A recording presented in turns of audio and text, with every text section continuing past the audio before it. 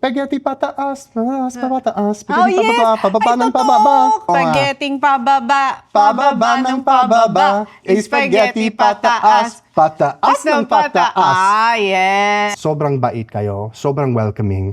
At kapag nandito ako sa Pilipinas, kahit maraming pagsubok, mas masaya kayo dito. So, meron isang gwardiya sa airport at tinanong ko siya, sabi ko, ate siya, sabi ko, excuse po, nasaan po ba ang CR? At gumanito siya. Walang sagot, nguso lang. Sabi ko, wow! Nagulat ako, sabi ko, talagang nasa Pilipinas ako eh. Content creator ka na dito sa Pilipinas. Pag nakikilala ka, usually it comes also with mga controversies, perceptions, assumptions. Nabalitaan mo na yung assumption nila sa'yo na CIA? Ay, wag kang maingay dyan ha. Times ng isa. Delikado ito, Tony. Delikado yun.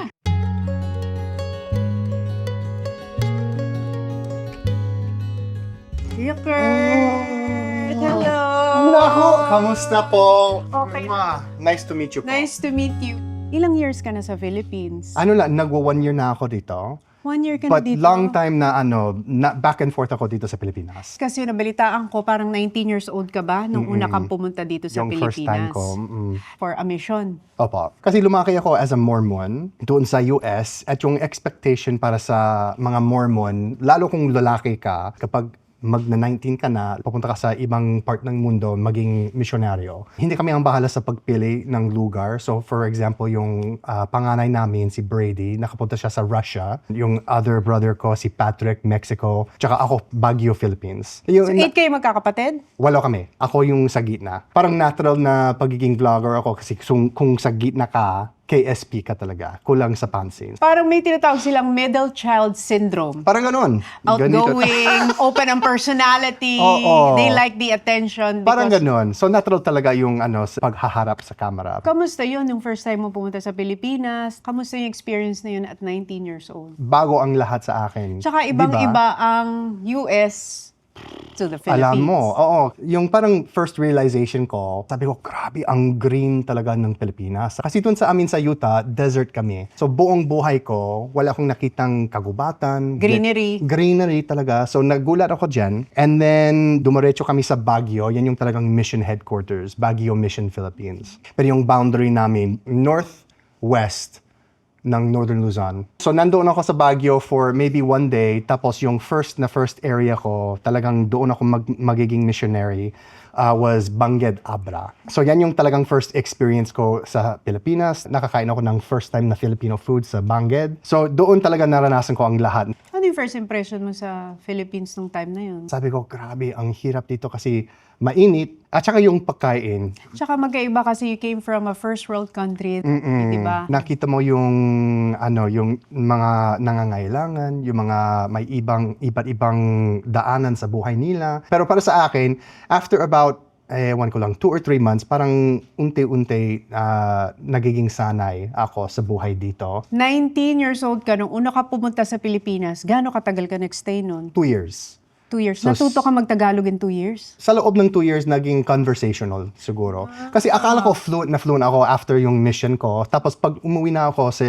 US, kasama ako sa Marine Corps before coming to the Philippines. So meron kaming isang exam sa military for language proficiency. Nag-sit ako para sa Tagalog course, bagsak agad. Yung na-realize ko, fluent ako sa loob ng pag-usapan pang missionary. Pero sa pero labas ng ganon, medyo nahirapan ako Sa dyan. textbook, medyo malalalim kasi yung ibang Tagalog words. Bakit ka nag-marine? Yung tatay ko, at saka yung lolo ko, at saka yung great lolo ko, dati siyang sundalo. Generational talaga yung pagiging sundalo sa family namin. Sabi ko sa tatay, siguro gusto kong sumali sa army kasi dating army siya. So yung payo niya is, sumali ka lang sa Marine Corps. So, Ilang taong ka noon nung sumali ka? 16. Pero pag nag-enlist talaga ako, 17 years old. And then nag-bootcamp, nag-infantry training, and then sa 19, dito na ako sa Pilipinas. Ba't ka bumalik ng Philippines? Kasi ang ganda dito. Sa totoo, Tony, yung napansin ko sa 2023, nagtrabaho ako sa software industry. Yan yung talagang Trabaho mo nun? Yung Sa dating US? career ko sa US. Parang napansin ko, ay, darating na yung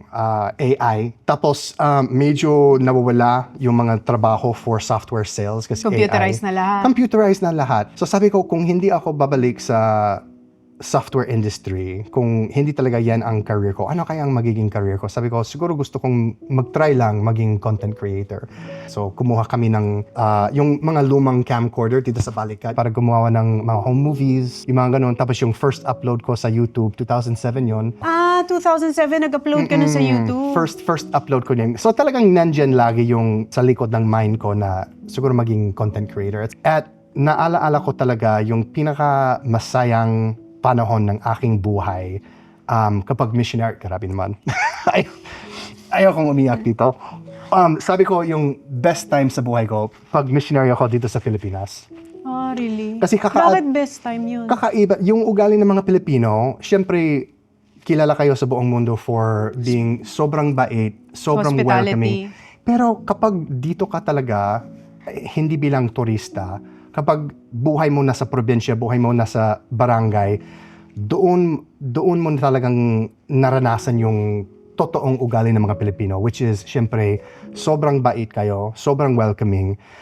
At parang hindi ko naranasan yun doon sa US. Mas masaya ako dito. At kapag nandito ako sa Pilipinas, kahit maraming pagsubok, mas masaya kayo dito. Gusto ko rin gayahin yung gano'n na ugali. Alam mo, totoo yan. Nakakatuwa na marinig sa isang foreigner, sa isang banyaga, na that's how you look at the Filipinos. That you love the Philippines. You love the heart of the Filipinos. It's more fun in the Philippines. At galing siguro itong ugali sa inyong kasaysayan. 3,000-4,000 years pag dumating na dito yung mga Austronesian sa isang barangay, yung mga boats nyo, buong barangay na yun, nagtutulungan kayo. Tama ba yan? Bayanihan. Bayanihan. Doon sa US, wala kaming ganon. Everywhere has challenges, everywhere has difficulties.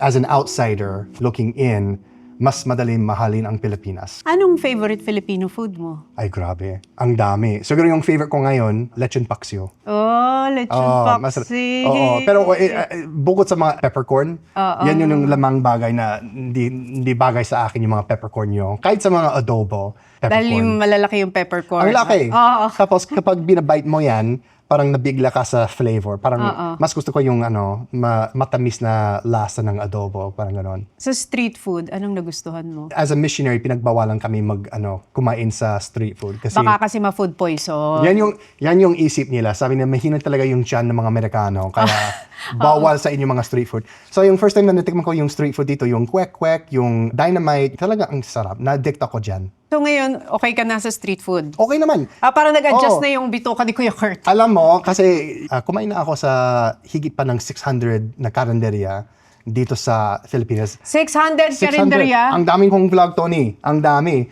Wait, sa 600 na karinderya, ano yung pinaka-memorable na karinderyang nakainan mo? Kumain ako sa isang resto, ang pangalan Emily in Pares. Yes! Pares. Hindi Nakikita Emily ko yun. in Paris, Pares. Tapos yung order ko is Pares at saka yung mami nila at isa pang dish. Habang kumain ako ng mami, biglang pumasok sa isip ko yung mga memory of childhood. At hindi ko alam kung bakit.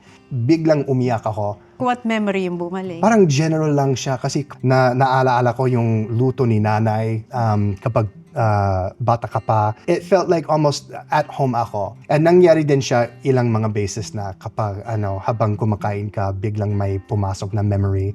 Yun talaga ang pinakagusto ko sa vlog is when you have a resurgence, parang ganon. So 1 year ka na dito sa Philippines, totally nakatira. May homesick ba? Like, namimiss mo yung family mo, yung buhay mo sa Amerika? May times bang ganun? Oo, namamiss ko si mama talaga. Namamiss ko siya siyempre. Pero alam nyo, parang superpower ko yan is kahit homesick ako, hindi sobra yung pakiramdam ng homesickness. Kasi feeling ko is home na ako. Paano pag tinanong ka ng family mo, ng friends mo sa Amerika, bakit ka nandyan sa Pilipinas? Bakit Oo dyan nga. ka na nakatira? Anong sinasabi mo sa kanila? Vacation lang. Sa nanay ko, kasi inakala ng nanay ko, temporary lang ako dito. Pero sa totoo, parang forever yung pagsastay ko dito. Yun na yung Oo nafe-feel nga. mo. Yan yung talagang feeling ko. Pero hindi ko pa sinabihan. So, nanay, pasensya kung napapanaon nyo ito sa English.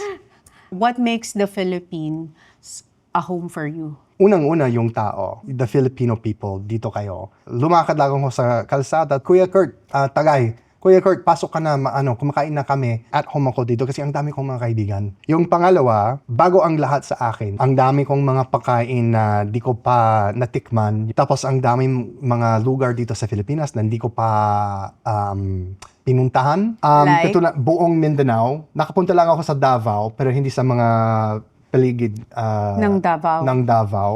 Pagudpud. Gusto kong makapunta sa Pagudpud, Batanes. Yung mga beaches na puntahan mo na. Boracay, Cebu, Bohol. Kasi Palawan, Siargao, sa Bohol. Palawan, hindi pa sa Siargao. Parang sobrang daming dayuhan sa Siargao. Parang ayaw ko na. Parang yun ang, yun ang hub ngayon ng mga foreigner, ang Siargao. Yung sabi niyo, the United States of Siargao. Pero mas gusto ko kung nandoon yung mga Pilipino, mas masaya ako doon bukod sa punong-puno ng mga foreigner katulad ko. Tsaka feeling ko, kaya siguro it's easy for you na mag-transition mula sa buhay mo sa Amerika dito sa Pilipinas is because you don't have a family yet. Mas madali yan talaga. Ako at saka yung bunso namin na lalaki at saka yung isa pang brother ko, si Kyle, nandito na siya sa Pilipinas.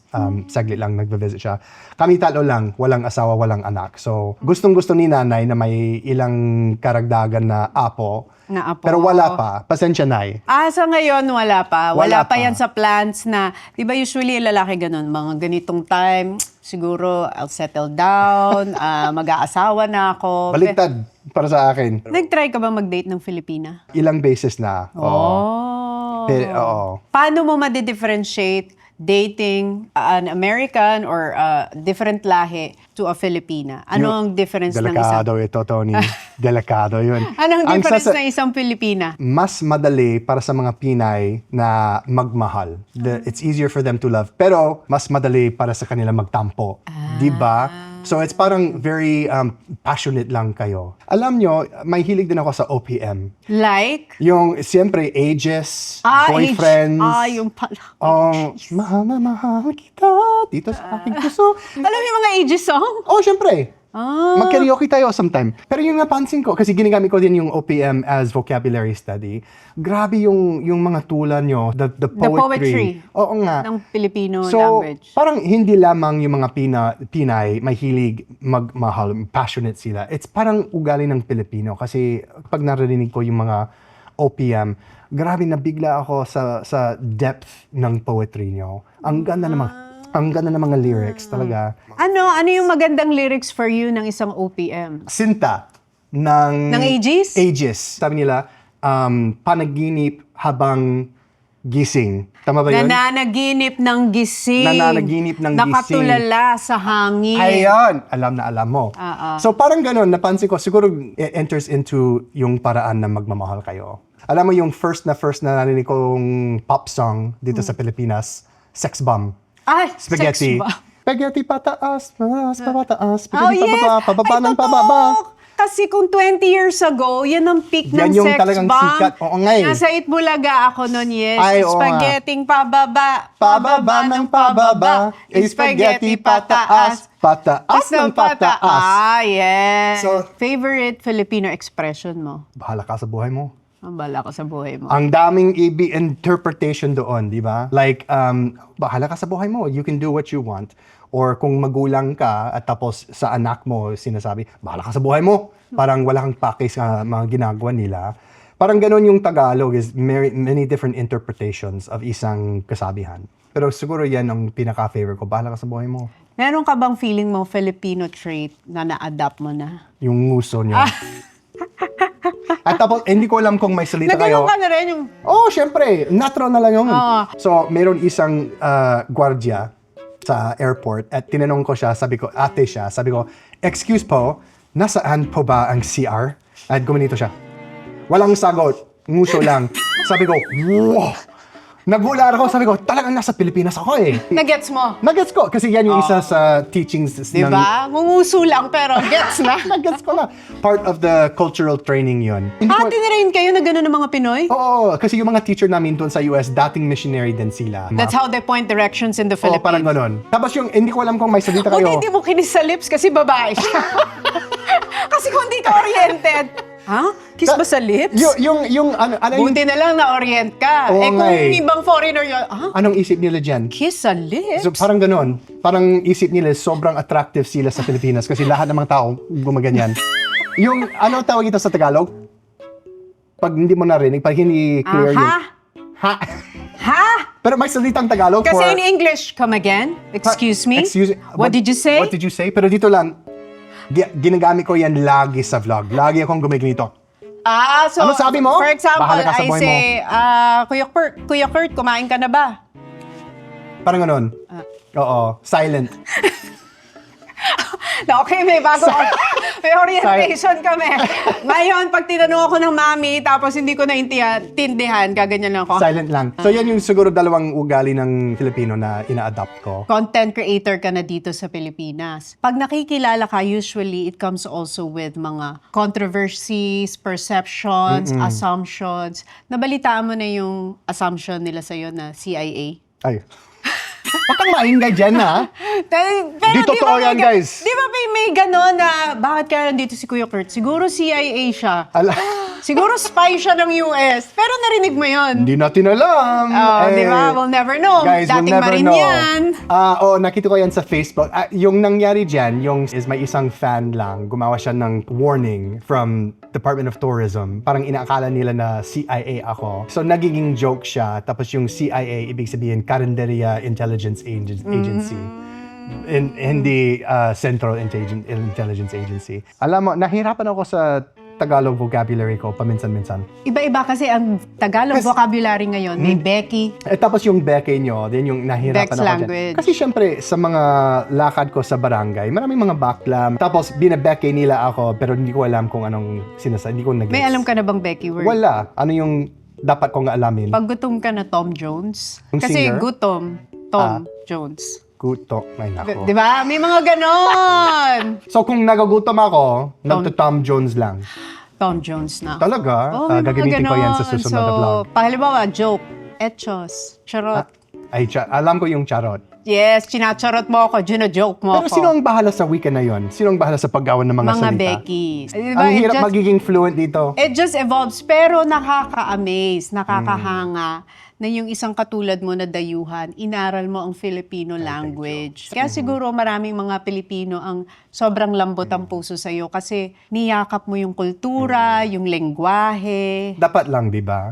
Kasi ang daming mga dayuhan dito na parang yung expectation nila is kayo ang mag-adjust sa kanila. Pero sa totoo, kung guest ka sa ibang bansa, sa'yo na lang ang responsibilidad mag-adjust sa kanila. Yeah, it's so nice to see that from you, Kuya Kurt, kasi parang pinapakita mo na you respect the culture, the language, Dapat lang. the Filipino people, kaya minamahal ka din ng mga Pilipino. Minamahal ko rin sila. How long do you see yourself staying here in the Philippines? Hanggang walang hanggang. Nox. Ha? Aha. Nox. Wala akong plans bumalik sa US. So pag sinabi mong dito mo na nakikita titira, dito mo na nakikitang mag-aasawa, Yung sasabihin ko diyan, kung may organic encounter ako, wala akong problema diyan. when it Try comes. natin. When it comes, it comes. Handa ka na ba? Hindi Yun pa. ang tanong. Hindi pa. Or siguro handa pero hindi ko alam. Pero hindi mo alam. Hindi ko Kasi di ba na-realize. pag dumating yan, basta na lang yan dadating. Oo nga. So pag pinapanood ka ng mga Pilipino, ano yung gusto mong makita nila sa buhay mo? Sa sinishare mo? Siguro gaano kaganda talaga ang inyong bansa at kultura. Kahit may problema, syempre ang bawat bansa, kahit anong pinagdaanan, kahit anong pagsubok, masaya pa rin kayo. At yan ang isang ugali na, in my opinion, kailangan natin sa mundo ngayon. Laging masaya, laging may hope. Ganon.